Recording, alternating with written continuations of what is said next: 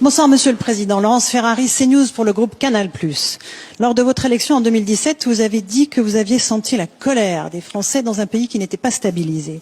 Est-ce que vous ne pensez pas que depuis 2 ans, vous avez été sourd et aveugle à cette colère?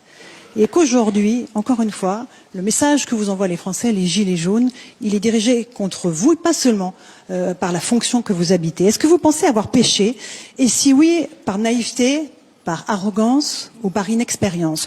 L'autre chose que vous avez dit, c'est que vous avez pu toucher, lors de ce grand débat, l'épaisseur des vies des Français. Quel est le message que vous leur envoyez ce soir? Vous leur dites à ceux qui ont voté pour vous en 2017, parce que votre promesse était « vous travaillerez mieux et vous gagnerez mieux votre vie ». Aujourd'hui, vous leur dites « vous travaillerez plus, vous êtes des feignants, vous travaillez moins que vos voisins ». C'est surprenant parce que les chiffres dont moi je dispose, Eurostat 2018, en matière de temps de travail, la France est en 3e position, derrière la Grande-Bretagne et l'Espagne. Est-ce que c'est ça le message que vous envoyez aux Français? Et puis concernant l'agenda 2025, il est évidemment bien au-delà de l'échéance de 2022. Soyons clairs, est-ce que vous serez candidat en 2022, Monsieur le Président? Alors, sur le premier sujet, j'ai beaucoup de défauts et on peut toujours faire mieux.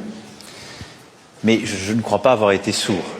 Par contre, nous sommes un pays où les désaccords s'expriment toujours avec force, les protestations sont toujours là, et où l'unanimité n'accompagne que rarement les transformations qui sont à faire. Et donc j'assume pleinement de ne pas avoir cédé, durant les 2 premières années, sur ce qui était et ce qui demeure le cœur du projet que nous portons et que je crois très profondément bon pour le pays. Très profondément. Je crois que la colère qui s'est exprimée n'est d'ailleurs pas le fruit de ces réformes.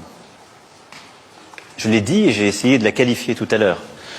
Je pense qu'elle est le fruit d'une méthode qui n'était pas la bonne, résolument, qu'elle était le fruit d'un manque d'humanité qui s'est exprimé, j'en prends ma part de responsabilité, mais qu'elle est le fruit aussi d'échecs enfouis depuis très longtemps, d'hypocrisie passée, et en quelque sorte du fait qu'on a laissé notre pays, depuis des décennies, il faut bien le dire, avec les structures, les habitudes, l'organisation qui avait été bâtie après la Deuxième Guerre mondiale, alors que le monde lui avait profondément changé, que la vie familiale était bousculée, que le monde du travail avait changé, en disant on va s'ajuster, vous allez vous adapter.